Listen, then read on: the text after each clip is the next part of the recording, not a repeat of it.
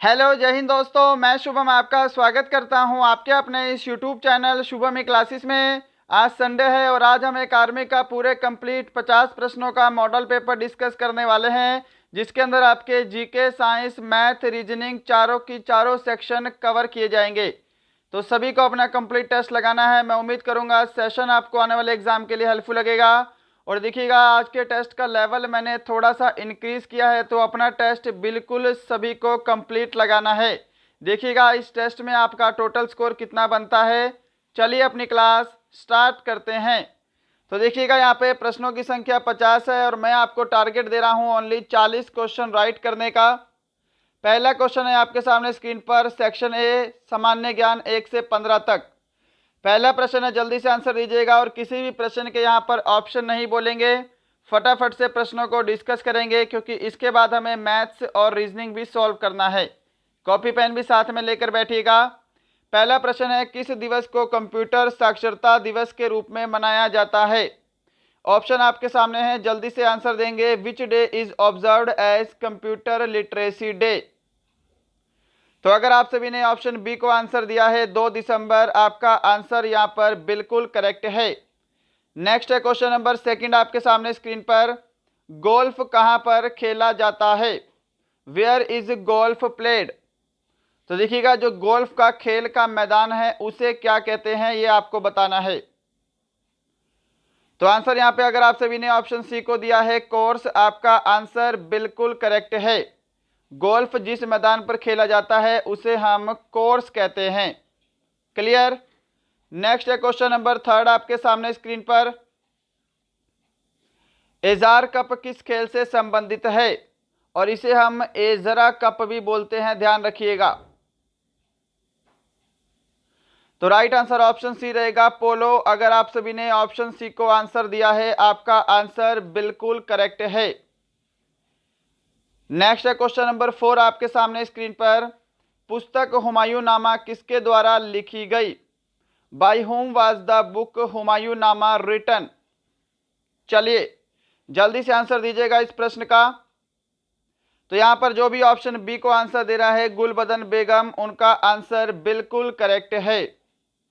Next बढ़ते हैं question number 5 की तरफ। क्वेश्चन नंबर 5 है आपके सामने, भारत रत्न पुरस्कारों की शुरुआत कब हुई। When did the Bharat Ratna award started. तो क्या आंसर करोगे। जो भी ऑप्शन ए को आंसर दे रहा है 1954, उनका आंसर बिल्कुल करेक्ट है। नेक्स्ट बढ़ते हैं क्वेश्चन नंबर 6 की तरफ, जल्दी से आंसर देंगे। मुखोटा नृत्य किस राज्य से संबंधित है। चलिए जल्दी से आंसर दीजिएगा, क्वेश्चन वेरी वेरी इंपॉर्टेंट। तो अगर आप सभी ने यहाँ पे ऑप्शन बी को आंसर दिया है अरुणाचल प्रदेश, आपका आंसर बिल्कुल करेक्ट है। क्वेश्चन नंबर 7, वीरभूमि किस महापुरुष का समाधि स्थल है। चलिए इसका आंसर देंगे कि Veerbhumi is the tomb of which great man. Option चारों आपके सामने स्क्रीन पर हैं। अगर आपको आंसर के लिए समय चाहिए तो आप सेशन को रोक सकते हैं।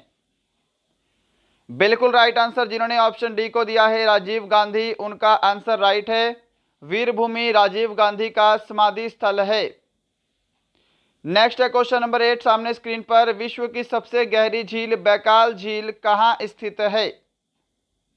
तो यहां पर आपके दो क्वेश्चन कवर होंगे। एक तो है विश्व की सबसे गहरी झील कौन सी है, तो बैकाल झील। अब ये किस देश में है ये आपको बताना है। ऑप्शन आपका बी बिल्कुल राइट आंसर होगा, बैकाल झील रशिया में है। अगर आप सभी ऑप्शन बी को आंसर दे रहे हैं तो आपका आंसर बिल्कुल राइट है। सभी को आंसर मैच करते जाना है और मेरे से पहले सभी को आंसर देने का प्रयास करना है। लास्ट में सभी का स्कोर कमेंट बॉक्स में कमेंट होना चाहिए। क्वेश्चन नंबर 9 है, आग का आविष्कार किस काल में हुआ था। In which period was fire invented. इसके ऑप्शन सारे हिंदी में हैं। तो ऑप्शन ए राइट आंसर होगा, आग का आविष्कार पूरा पाषाण काल में हुआ था। जो भी ऑप्शन ए को आंसर दे रहे हैं उनका आंसर बिल्कुल राइट है। और कमेंट बॉक्स में एक आंसर का कमेंट करिएगा कि पहिए का आविष्कार किस काल में हुआ। पहिए का आविष्कार किस काल में हुआ था। चलिए नेक्स्ट बढ़ते हैं क्वेश्चन नंबर 10 की तरफ। बुद्ध ने अपने प्रथम उपदेश किस भाषा में दिए थे? In which language did Buddha gives his sermons? Option A आपका करेक्ट आंसर होगा पाली। बुद्ध ने अपने उपदेश पाली भाषा में दिए थे। क्या सभी ने ऑप्शन ए को आंसर दिया है? ऑप्शन ए आपका राइट आंसर है। नेक्स्ट है क्वेश्चन नंबर 11। वेदों की ओर लौटो, यह कथन किसका था? वेरी इजी क्वेश्चन, बहुत बार आपके एग्जाम में आया हुआ प्रश्न है और बहुत बार हमारे द्वारा करवाया गया भी है। वेदों की ओर लौटो का नारा दिया था स्वामी दयानंद सरस्वती ने। ऑप्शन ए बिल्कुल राइट आंसर है। क्वेश्चन नंबर 12 है जी सामने स्क्रीन पर। ग्रेट बैरियर रीफ कहाँ स्थित है? Where is Great Barrier Reef located? तो आंसर मैच करिए। ऑप्शन बी जो आंसर दे रहे हैं ऑस्ट्रेलिया, उनका आंसर यहां पर बिल्कुल राइट है। ग्रेट बैरियर रीफ कहां है? ऑस्ट्रेलिया में है। Question number 13। नील नदी का उद्गम स्थल क्या है? जल्दी से आंसर दीजिएगा। What is the origin of Nile river? Option B right answer होगा। नील नदी का उद्गम स्थल कहां से होता है? तो विक्टोरिया झील से होता है। जो भी ऑप्शन बी को आंसर दे रहे हैं उनका आंसर करेक्ट है। नेक्स्ट है क्वेश्चन नंबर 14 सामने स्क्रीन पर। सुपर इंपॉर्टेंट क्वेश्चन है कि 14 वर्ष से कम आयु वाले किसी बच्चे को कारखाने में लगाना काम करने की मनाही है, यह किस अनुच्छेद में वर्णित है? चलिए जल्दी से बताइएगा। तो यहाँ पे ऑप्शन सी करेक्ट आंसर होगा। अनुच्छेद 24 में यह वर्णित है कि 14 वर्ष से कम आयु के किसी बच्चों को कारखाने में लगाना गैर कानूनी है। जिन्होंने ऑप्शन सी को आंसर दिया है उनका राइट है। नेक्स्ट है क्वेश्चन नंबर 15 आपके सेक्शन ए सामान्य ज्ञान का लास्ट क्वेश्चन। पंचायती राज व्यवस्था सबसे पहले राजस्थान के किस जिले में लागू हुई? ये वाला प्रश्न भी आपको अच्छे से पता होना चाहिए। Panchayati Raj system was first implemented in which district of Rajasthan? Option A right answer होगा। राजस्थान के नागौर जिले में लागू हुई थी। क्या सभी ने ऑप्शन ए को आंसर दिया है? चलिए तो यहाँ पे आपका सेक्शन ए कंप्लीट होता है। डिस्कस करेंगे सेक्शन बी सामान्य विज्ञान 16 से 30 तक। और देखिएगा लास्ट में जब आप मुझे स्कोर कमेंट करेंगे तो आपको ऐसे स्कोर कमेंट करना है कि सेक्शन ए में आपका कितना स्कोर हुआ है, सेक्शन बी में कितना स्कोर हुआ है, सेक्शन सी और सेक्शन डी। और यहाँ पर ध्यान रखिएगा 1/4 नेगेटिव मार्किंग लगाने के बाद आपको स्कोर कमेंट करना है। क्लियर है? चलिए क्वेश्चन नंबर 16 का आंसर देंगे। दूरी मापने की सबसे बड़ी इकाई कौन सी है? What is the biggest unit of measurement of distance?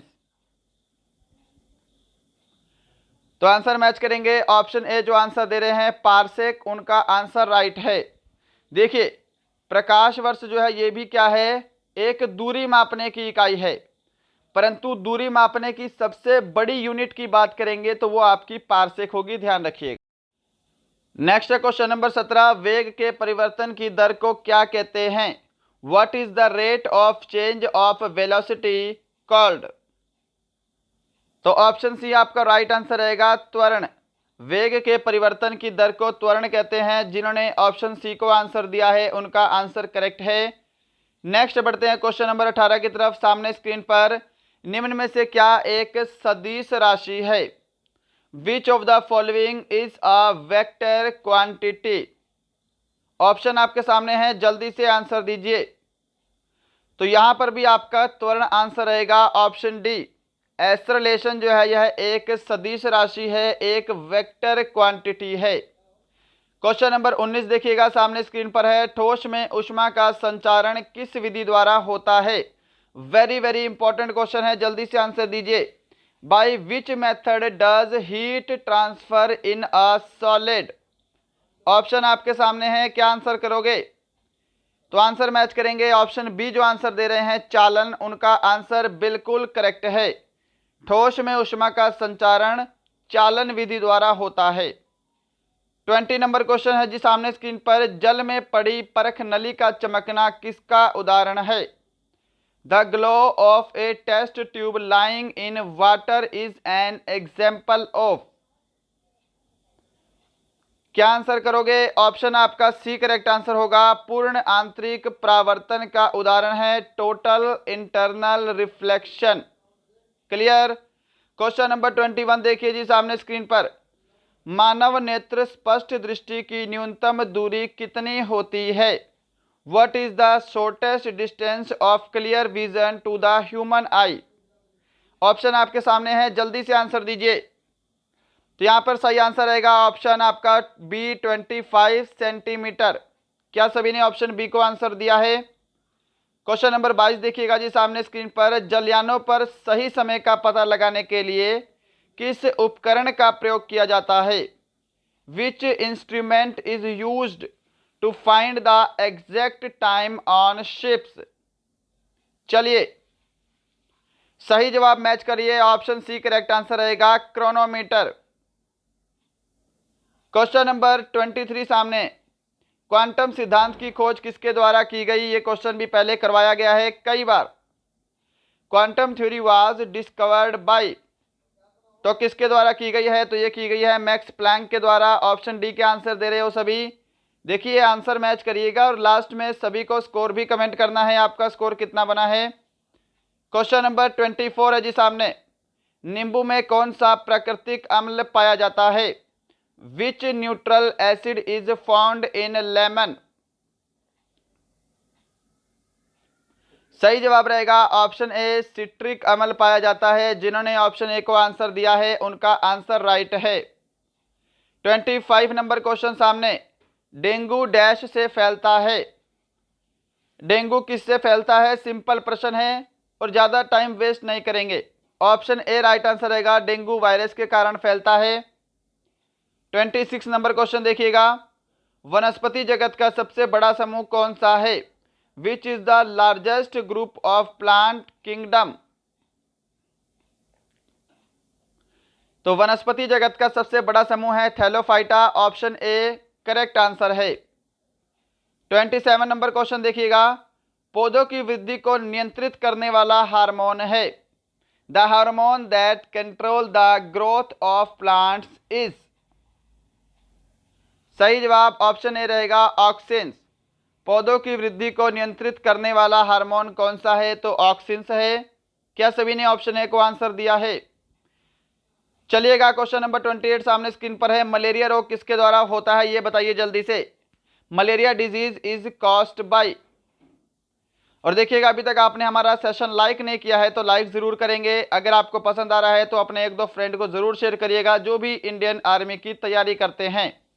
और यदि आप हमारे चैनल पर नए हैं तो सब्सक्राइब करके बेल आइकन दबाइएगा। डेली सुबह 10 बजे क्लास होती है। बहुत दिन से आपकी क्लास नहीं हो रही थी परंतु अब हमारी क्लास जो है वो कंटिन्यू रहेगी डेली सुबह 10 बजे। तो देखिएगा मलेरिया जो है यह प्रोटोजोआ के कारण होता है। ऑप्शन आपका बी बिल्कुल राइट आंसर है। क्लियर। 29 नंबर क्वेश्चन है जी सामने स्क्रीन पर। राष्ट्रीय पोषण एवं अनुसंधान संस्थान कहाँ स्थित है? Where is the National Institute of Nutrition and Research located?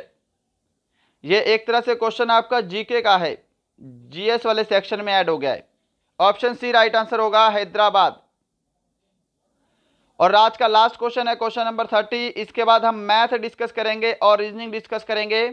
Copy pen लेकर बैठिएगा। टेस्ट देखिए कंप्लीट लगाना है सभी को। मॉडल पेपर सिर्फ वीक में एक बार होता है तो टेस्ट कंप्लीट लगाइएगा। और जो आज आपका मैथ है ना, मैथ्स का लेवल मैंने इंक्रीज किया है, थोड़ा सा लेवल बढ़ाया है। बीसीजी के टीके का आविष्कार किसने किया था? ऑप्शन ए करेक्ट आंसर रहेगा इसका यूरिन कालमेट। सभी ने ऑप्शन ए को आंसर दिया है ना। चलिए तो यहाँ पे आपका section A, section B complete, section C है 31 से 45 गणित। चलिए सॉल्व करते हैं।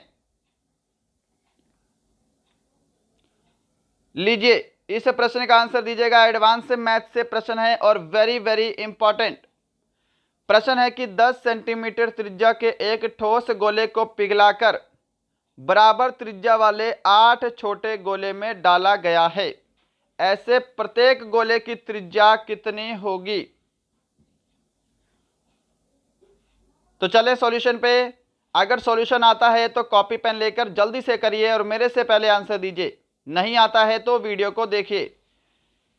तो देखिएगा, जब भी आपके सामने इस टाइप का प्रश्न दिखाई दे तो दोनों के जो आपका वॉल्यूम है, दोनों के आयतन को एक दूसरे के इक्वल कर देना है, आपका आंसर आ जाएगा। तो यहां पर देखिएगा, जो गोला है उसका आयतन क्या होता है, 4/3 पाई आर क्यूब, यही होता है। तो वैल्यू एक दूसरे के इक्वल रखते हैं। देखिए 4/3 पाई को हम एज इट इज पाई ही लिखेंगे, गुणा आर की क्यूब है और हमको पहले जो गोला है उसकी त्रिज्या दे रखी है 10 सेंटीमीटर। तो 10 की क्यूब कितना होता है, 1000, बराबर रखना है। देखिए 4/3 पाई, आर हमको पता नहीं है, हमको दूसरे गोले की आर निकालनी है, तो आर की क्यूब। अब यहां पर देखिए कि 8 छोटे गोलों में डाला गया है, तो इसको गुणा 8 भी हम कर देंगे। क्या इतना स्टेप सभी को समझ में आया है? अब कैंसल करिए, 4/3 पाई से 4/3 पाई पूरा कैंसल। 8 से अगर मैं भाग करूंगा तो 8 एकम 8, 8 दूनी 16, 8 पंजे 40। आर की क्यूब की वैल्यू कितनी हो गई जी, 125। तो यहां से आपकी जो आर है, जो त्रिज्या आएगी वो कितनी आ जाएगी, 5 आएगी, क्योंकि 5 का क्यूब कितना होता है, 125 होता है। क्लियर है? तो यहाँ पे ऑप्शन ए आपका बिल्कुल करेक्ट आंसर है, 5 सेंटीमीटर गोले की त्रिज्या होगी। क्या सभी ने ऑप्शन ए को आंसर दिया है? चलिए, मैं उम्मीद करूंगा क्वेश्चन समझ में आया होगा। बस इतना सा ही प्रश्न था, आपको कंसेप्ट पता है तो आप क्वेश्चन को आसानी से करेंगे। क्वेश्चन नंबर 32 है जी सामने स्क्रीन पर। शुरू के 3-4 प्रश्न मैंने यहाँ पे एडवांस मैथ से लिए हैं। अब देखिए, प्रश्न है कि एक बेलन के आधार का व्यास 42 सेंटीमीटर है तथा इसके वक्र पृष्ठ का क्षेत्रफल 1320 वर्ग सेंटीमीटर है। बेलन की ऊंचाई कितनी है, यह बताना है। तो बढ़ते हैं सॉल्यूशन की तरफ। देखिए, इसके लिए आपको बेलन के वक्र पृष्ठ का क्षेत्रफल पता होना चाहिए।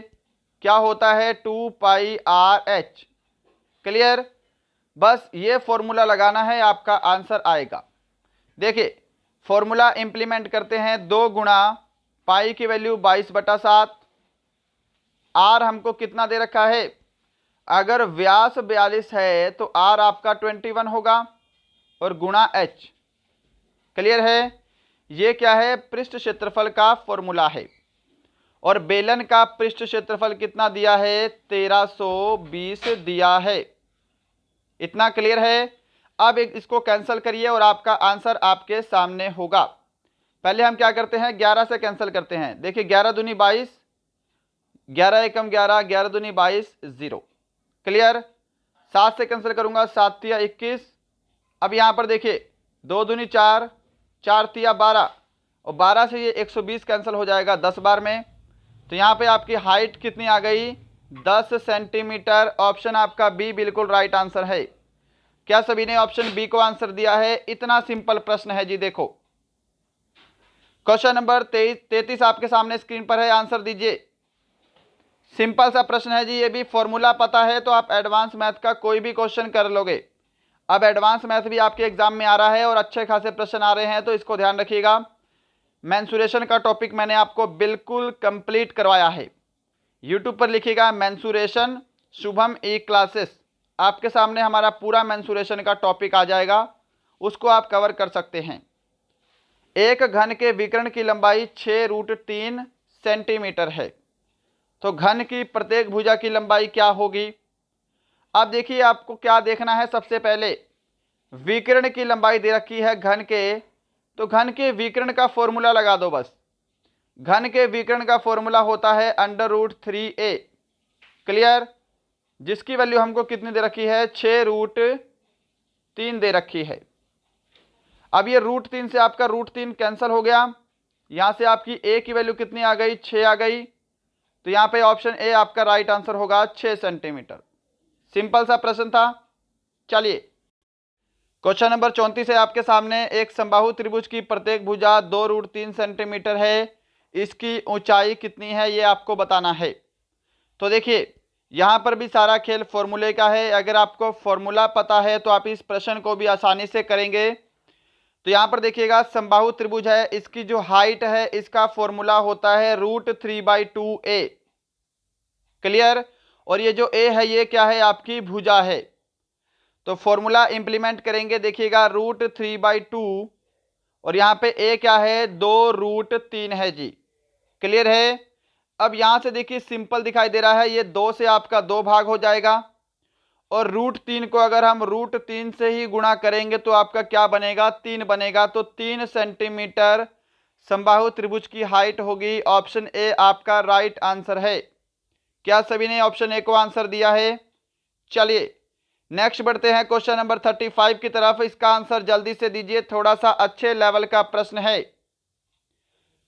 प्रश्न है कि किसी वृत्त के व्यास में 40% वृद्धि करने पर इसके क्षेत्रफल में कितने प्रतिशत की वृद्धि होगी। तो देखिए वृत्त का जो क्षेत्रफल है इसका फॉर्मूला तो पता है ना, πr² होता है। अब यहां पर मैं क्या करता हूं, माना मैंने जो वृत्त की त्रिज्या है, सॉरी जो वृत्त का व्यास है उसको मैं 10 मान लेता हूं। आप इसकी जगह कुछ भी मान सकते हैं, आपके आंसर में कोई भी फर्क नहीं पड़ेगा। क्लियर। तो देखिए अगर वृत्त का व्यास 10 है तो वृत्त की जो त्रिज्या है वो कितनी हो जाएगी, 5 हो जाएगी। ठीक है। तो अगर हम अब वृत्त का क्षेत्रफल निकालें, पाई आर कितना है हमारा, 5 है, तो 5 का स्क्वायर करेंगे तो यहाँ पे कितना बनेगा जी, 25 पाई बनेगा। ये है आपका पहला केस। क्लियर। अब आपसे बोला है कि वृत्त के व्यास में 40% की वृद्धि कर दी गई। तो पहले वृत्त का व्यास 10 माना था, अब वृत्त का व्यास कितना हो जाएगा, 14 हो जाएगा 40% की वृद्धि करने के बाद। तो त्रिज्या कितनी रह गई फिर, तो अब त्रिज्या जो है ये आपकी 7 हो जाएगी। समझ आ रहा है ना, ध्यान से समझिएगा। तो अगर अब हम इसके क्षेत्रफल का फॉर्मूला निकालें, पाई 7 का स्क्वायर, तो यहां पर आपका 49 पाई बनेगा। क्लियर है। अब देखिए पहले था क्या कि 25 पाई, अब कितना हो गया, 49 पाई क्षेत्रफल। तो यहां पर देखिए कितने की वृद्धि हुई है, तो अगर हम इसको माइनस करेंगे तो यहां पर आपको दिखाई दे रहा है कि यहां पे 24 पाई की वृद्धि हुई है। कितने से, 25 पाई से। क्लियर। परसेंटेज के लिए 100 से गुणा कर दो, सिंपल। यहां से आपका आंसर आ जाएगा कि ये पाई से आपका पाई कैंसल, 25 से कैंसिल करेंगे तो यहाँ पे आपका 4 टाइम में जाएगा, और 24 को अगर हम 4 से मल्टीप्लाई करते हैं तो 96%। ऑप्शन आपका सी राइट आंसर है, 96% की वृद्धि होगी। क्या सभी ने ऑप्शन सी को आंसर दिया है? इसका एक और दूसरा तरीका भी जिसको हम ट्रिक के साथ फटाफट सोल्व कर सकते हैं, परंतु मैंने आपको ये वाला बेसिक इसलिए बताया है कि आगे एग्जाम में आपके लिए थोड़ा और इजी हो जाएगा। क्वेश्चन नंबर 36 है जी सामने स्क्रीन पर, जल्दी से इसका आंसर देंगे। और ये वाला प्रश्न थोड़ा सा अच्छे लेवल का है, इसलिए इसको ध्यान से समझिएगा। अगर आपको आता है तो अच्छी बात है, जल्दी से सोल्व करिए, और नहीं आता तो मेरे साथ सोल्व करेंगे। प्रश्न है कि किसी धनराशि पर एक निश्चित दर से 2 वर्ष के साधारण ब्याज तथा चक्रवृद्धि ब्याज 900 रुपये तथा 954 रुपये हैं, तो दर ज्ञात करें। सबसे पहले बेसिक पता होना चाहिए कि जो ब्याज है, जो साधारण ब्याज है, ये हर वर्ष आपका समान रहता है, समान ही बढ़ता है, परंतु चक्रवृद्धि ब्याज है वो हर वर्ष आपका ब्याज पे ब्याज लगकर बढ़ता रहता है। इसको ऐसे समझिएगा, यहाँ पर मैं लिखता हूँ, देखिएगा SI, और यहाँ पर मैं लिखता हूँ CI यानी कि कंपाउंड इंटरेस्ट। देखिए 2 साल का साधारण ब्याज कितना है, 900 रुपये है, तो मैं बोल सकता हूँ कि पहले वर्ष भी 450 रुपये होगा और दूसरे वर्ष भी 450 होगा, तभी जाके ये 900 रुपये बना है। इतना समझ में आया है। अब एक चीज़ आपको और पता होनी चाहिए कि जो पहले वर्ष का साधारण ब्याज और चक्रवृद्धि ब्याज हमेशा सेम रहता है। तो इसका मतलब जो चक्रवृद्धि ब्याज है वो पहले साल 450 रुपये ही होगा, और दूसरे साल क्या है, 450 में कितना है, 54 एक्स्ट्रा हुआ है, तभी जाके ये कितना बना है, 954 बना है। समझ रहे हो इतना? तो देखिए ये जो 450 से 54 अधिक हुआ है, ये आपकी जो दर है, यहां से आपकी दर प्रतिशत निकल जाएगी कि 54 जो है ये 450 का कितने प्रतिशत है, बस आपको इतना निकालना है, आपका क्वेश्चन यहां पर सोल्व हो जाएगा। समझ रहे हो? तो देखिए 54 450 का कितने प्रतिशत है मल्टीप्लाई बाई 100। बस यहां से आपका आंसर सोल्व हो जाएगा। कैंसिल करते हैं जल्दी से। जीरो से आपकी एक जीरो कैंसिल, 9 5 45, 9 6 54, 5 दूनी 10। तो यहां से आपकी 12% दर आएगी। ऑप्शन ए आपका राइट आंसर है। देखिए ये क्वेश्चन आपके लिए थोड़ा नया हो सकता है और मैंने थोड़े से अलग कंसेप्ट से आपको समझाया है ताकि आपको ज्यादा चक्रवृद्धि ब्याज में घुसने की जरूरत ना पड़े। सिर्फ इतना बेसिक समझिएगा और यहां से आपको इसका प्रतिशत निकाल लेना है, ये इसका कितना प्रतिशत एक्स्ट्रा हुआ है। क्लियर है? अगर कोई डाउट है किसी क्वेश्चन में तो कमेंट बॉक्स में कमेंट करिएगा। थोड़ी सी क्लास आज मैंने हाई लेवल की करी है। चलिए इसका आंसर दीजिए जल्दी से कि कितने समय में किसी धन में साधारण ब्याज की 5% वार्षिक दर से 40% की वृद्धि हो जाएगी। आप कमेंट बॉक्स में ये कमेंट मत करना कि इतना हाई लेवल नहीं आएगा। आपको पहले बताया है कि थोड़ी सी क्लास आज की हाई लेवल है और कभी कभी हाई लेवल करना भी बनता है। देखिए माना मैंने आपके पास जो धन है, जो प्रिंसिपल है वो कितना है जी, 100 रुपये है। आप कुछ भी मानिएगा, आपका आंसर पे कोई फर्क नहीं पड़ेगा। 40% की वृद्धि करनी है तो 40% की वृद्धि करने पर आपका जो धन है वो कितना हो जाएगा, 140 रुपये हो जाएगा जो आपका अमाउंट है। क्लियर? तो यहां से साधारण ब्याज कितना है जी, 40 रुपये आपका साधारण ब्याज लगा है। क्लियर है? तो देखिए हमको क्या निकालना है, टाइम निकालना है। टाइम का फॉर्मूला होता है सिंपल इंटरेस्ट इंटू 100, नीचे आपका principal into rate of interest, यही होता है ना। तो देखिए सिंपल इंटरेस्ट कितना है हमारा, 40 रुपये गुणा 100। मूलधन हमने 100 रुपये माना था और दर हमको 5% ऑलरेडी दी है। कैंसिल करिए, ये 100 से आपका 100 कैंसिल, 5 से कैंसिल करेंगे, 5 अट्ठे 40। तो यहां से आपका 8 वर्ष आपका राइट आंसर रहेगा ऑप्शन बी। अगर आप सभी ने ऑप्शन बी को आंसर दिया है तो आपका आंसर करेक्ट है। चलिए बढ़ते हैं नेक्स्ट क्वेश्चन पे। क्वेश्चन नंबर आपके सामने है 38 स्क्रीन पर। सबसे सिंपल प्रश्न है जी आज का। 15 का स्क्वायर बताना है आपको। ऑप्शन बी करेक्ट आंसर रहेगा 225। क्वेश्चन नंबर 39 है सामने स्क्रीन पर। यह भी प्रश्न आसान है और नाव और धारा से आपके एग्जाम में प्रश्न अब आने लगे हैं। प्रश्न है कि एक नाव धारा की दिशा में 8 किलोमीटर दूरी 1 घंटे में तय करती है तथा धारा के विपरीत 2 किलोमीटर दूरी 1 घंटे में तय करती है। धारा का वेग ज्ञात करें। सिंपल, धारा का वेग का फॉर्मूला होता है x minus Y divide by 2।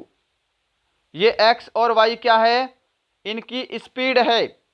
धारा की दिशा में और धारा की विपरीत दिशा में गति है।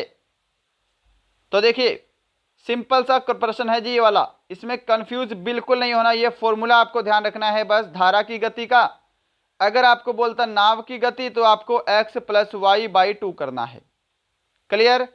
अब यहां पर समझिए, ये x और y क्या है, स्पीड है। स्पीड का फॉर्मूला क्या होता है, डिस्टेंस अपॉन टाइम।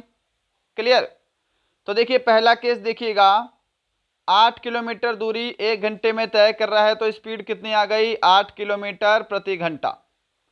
दूसरे केस में सेम है कि 2 किलोमीटर दूरी 1 घंटे में तय कर रहा है तो स्पीड कितनी आ गई, 2 किलोमीटर प्रति घंटा। क्लियर? पहली स्पीड 8 किलोमीटर प्रति घंटा, दूसरी स्पीड 2 किलोमीटर प्रति घंटा डिवाइड बाई 2। क्लियर? तो यहाँ पे 6/2 करेंगे तो आपका कितना आंसर आएगा, 3 किलोमीटर प्रति घंटा। ऑप्शन बी आपका राइट आंसर है। धारा की गति 3 किलोमीटर प्रति घंटा है। क्लियर है? क्वेश्चन नंबर 40 देखिएगा आपके सामने स्क्रीन पर है और आज सभी को अपना स्कोर कमेंट करना है। आपका स्कोर आज कितना बन रहा है। प्रश्न है कि 125 मीटर लंबी रेलगाड़ी 60 किलोमीटर प्रति घंटे की चाल से चलकर एक पुल को 30 सेकंड में पार करती है। पुल की लंबाई ज्ञात करें। तो देखिए यहां पर हम फॉर्मूला लगाएंगे टाइम का। टाइम का फॉर्मूला होता है डिस्टेंस अपॉन स्पीड। क्लियर? अब आपको एक बेसिक पता होना चाहिए कि जब भी कोई ट्रेन किसी प्लेटफार्म को पार करेगी तो उसमें ट्रेन की लंबाई के साथ प्लेटफार्म की लंबाई भी जुड़ती है। क्लियर? तो देखिए 125 मीटर क्या है, लंबी ट्रेन है, प्लस मैंने क्या कर दिया, प्लेटफार्म की लंबाई भी जोड़ दी, जिसको मैंने लिख दिया P। क्लियर?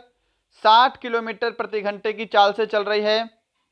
तो देखिए आंसर हमारा मीटर में है, समय हमको सेकंड में दिया है, तो इस 60 किलोमीटर को भी आप क्या करो, मीटर प्रति सेकंड में कन्वर्ट कर लो। किलोमीटर प्रति घंटे को मीटर प्रति सेकंड में कन्वर्ट करने के लिए 5/18 से मल्टीप्लाई करते हैं, तो ये 18 नीचे न रहकर 18 कहाँ चला जाएगा, आपका ऊपर चला जाएगा। क्लियर? तो देखिए ये आपका डिस्टेंस है, नीचे आपका स्पीड है, टाइम आपको दिया है 30 सेकेंड। क्लियर है? अब इसको जल्दी से कैंसिल करिए। देखिए इसको करते हैं 6 से कैंसिल, 6 थी 18, 6 पंजे 30, 3 से कैंसिल करूंगा तो यहाँ पे 20 बार में जाएगा। अब देखिए 20 पंजे 100, और 100 इधर जाके जब 5 में गुणा होगा तो ये कितना बनेगा आपका, 500 बन जाएगा। क्लियर है? तो यहां पर लिखता हूं मैं, देखिए 125 प्लस P बराबर 500, तो ये 125 इधर जाके 500 में माइनस होगा तो प्लेटफार्म की लंबाई कितनी बनेगी, 375 मीटर बनेगी। ऑप्शन आपका ए राइट आंसर है। क्वेश्चन नंबर 41 है जी सामने स्क्रीन पर, जल्दी से इसका आंसर देंगे। सिंपल सा प्रश्न है कि एक व्यक्ति ए से बी तक 60 किलोमीटर प्रति घंटे की गति से जाता है तथा बी से ए तक 40 किलोमीटर प्रति घंटे की गति से लौटता है। संपूर्ण यात्रा में उसकी औसत गति कितनी है ये बताना है। औसत गति यानी कि एवरेज स्पीड, एवरेज स्पीड का फॉर्मूला होता है 2xy अपॉन में x प्लस वाई। तो वैल्यू पुट करिए जल्दी से, 2 गुणा x की वैल्यू 60, y की वैल्यू 40, नीचे आपका x प्लस वाई कितना हो जाएगा, 60 प्लस 40 100 हो जाएगा। क्लियर? अब देखिए ये 2 जीरो से आपकी ऊपर की 2 जीरो कैंसल, 6 दूनी 12, 12 चौक 48, ऑप्शन आपका बी यहां पर बिल्कुल राइट आंसर होगा। क्वेश्चन नंबर है आपके सामने 42 स्क्रीन पर, जल्दी से आंसर देंगे इस प्रश्न का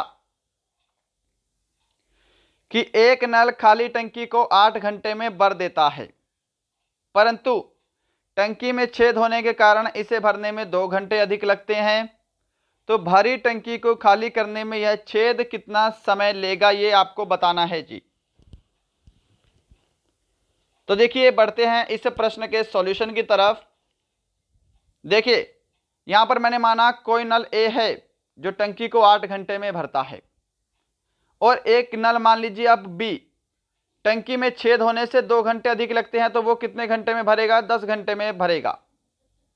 क्लियर? अब यहां पर क्या करिए, इनका एलसीएम ले लीजिए आप, इनका एलसीएम हो जाएगा 40, 8 पंजे 40 और 10 चौके 40। क्लियर है? कैसे करोगे, देखिएगा यहां पे कि ये जो है ये आपको माइनस करना है इसमें से, क्योंकि यहां पर छेद हो रहा है और आपको टंकी खाली करवानी है। तो 5 में से 1 माइनस करेंगे तो यहां पे आपका 5 में से 4 माइनस करेंगे तो 1 बनेगा। तो भरी टंकी को खाली करने में यह छेद कितना समय लेगा ये आपको बताना है। तो आपको क्या करना है, 40 को 1 से भाग करेंगे तो यहाँ पे टोटल 40 घंटे ही आंसर आएगा, ऑप्शन डी। अगर आप सभी ने ऑप्शन डी को आंसर दिया है, आपका आंसर बिल्कुल करेक्ट है। क्लियर है सभी को? चलिए नेक्स्ट बढ़ते हैं क्वेश्चन नंबर 43 की तरफ। क्वेश्चन नंबर 43 है सामने स्क्रीन पर, बिल्कुल सिंपल प्रश्न। इसमें आपको क्या करना है, इकाई का अंक बताना है, यूनिट डिजिट आपको बताना है। तो देखिए इस सीरीज को आप ध्यान से देखिए, अगर किसी सीरीज के लास्ट में 0 आ रहा है, 0 को आप किसी से भी मल्टीप्लाई करेंगे तो इकाई का अंक हमेशा 0 ही रहेगा। ऑप्शन ए आपका करेक्ट आंसर है। क्वेश्चन नंबर 44 है जी सामने स्क्रीन पर, ये भी सिंपल सा प्रश्न है, इसका आंसर देंगे। और एक प्रश्न आपको होमवर्क के लिए दूंगा मैं, मैथ्स का पहली बार, सभी को स्कोर कमेंट करना है मैथ के प्रश्न का सॉल्यूशन। देखिए 3 संख्याएं 3:4:5 के अनुपात में हैं। पहली संख्या तीसरी संख्या का योग दूसरी संख्या से 52 अधिक है, सबसे बड़ी संख्या क्या है। देखिए तीनों संख्याओं का रेशो है 3:4:5, या मैं इसको ऐसे लिख लेता हूं 3x 4x 5x। क्लियर है। देखिए पहली और तीसरी संख्या का योग दूसरी संख्या से 52 अधिक है, तो पहली और तीसरी संख्या का योग करेंगे तो ये आपका 8x बनेगा। दूसरी संख्या कितनी है 4x है, तो -4x करेंगे तो इसकी वैल्यू दे रखी है आपको 52। क्लियर है। 8x 52 अधिक है 4x से, तो बीच में माइनस का साइन लगा दिया हमने। अरे इतना बेसिक तो समझ में आया है।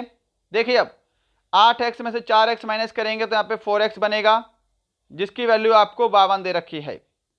तो 4 को 52 से भाग करेंगे तो कितना बनेगा 13 चौके 52, यहाँ पे 13 बनेगा। x की वैल्यू कितनी आ गई जी 13 आ गई। सबसे बड़ी संख्या बतानी है, सबसे बड़ा रेशो कितना है 5 है। अगर x की वैल्यू 13 है तो 5x की वैल्यू कितनी हो जाएगी 13 गुणा 5 65। ऑप्शन ए आपका करेक्ट आंसर होगा। क्लियर है। चलिए यहां पर आपका मैथ्स का लास्ट क्वेश्चन है और ये वाला प्रश्न मैं आपको होमवर्क के लिए दूंगा बट्टे से। बिल्कुल सिंपल प्रश्न है, बिल्कुल सिंपल, आप सभी ने किया होगा। सभी को आंसर इसका कमेंट बॉक्स में देना है कि 3 क्रमागत बट्टे 30%, 20%, 5% के समतुल्य बट्टा क्या होगा। मुझे पता है आप इन दोनों ऑप्शन में कंफ्यूज होंगे, जरूर होंगे, इसीलिए प्रश्न आपको होमवर्क के लिए दिया है। और देखिए कमेंट बॉक्स में सॉल्यूशन भी कमेंट करना है आपको। क्लियर है। इसका पीडीएफ मैं आपको अपने टेलीग्राम चैनल पे डाल दूंगा। टेलीग्राम चैनल जो है जिसका लिंक आपको डिस्क्रिप्शन में दिया हुआ है, वहां जाके टेलीग्राम चैनल को ज्वाइन करिएगा। सेक्शन डी है आपके सामने रीजनिंग। चलिए इसका आंसर दीजिए कि क्षय रोग अगर फेफड़ों से संबंधित है तो मोतियाबिंद किससे संबंधित होगा। ऑप्शन डी आपका राइट आंसर होगा, आंख से संबंधित है। आंसर मैच करेंगे फटाफट। क्वेश्चन नंबर 47 कि ZXV को अगर हम ACE लिखते हैं तो YZW को किस प्रकार लिखेंगे। देखिए ये आपकी अपोजिट लेटर की सीरीज का क्वेश्चन है। ZXV को ACE लिखा है, अपोजिट तो है, Z का अपोजिट A, X का अपोजिट C, V का अपोजिट E है, तो आपको YZW को बताना है। देखिए Y का अपोजिट B हो गया, Z का अपोजिट A, W का अपोजिट D। ऑप्शन डी आपका राइट आंसर रहेगा यहां पर। क्लियर है। क्वेश्चन नंबर 48 देखिएगा, सामने स्क्रीन पर है आपके। थोड़ा सा अच्छा प्रश्न है और बिल्कुल आसान है, ध्यान से समझिए।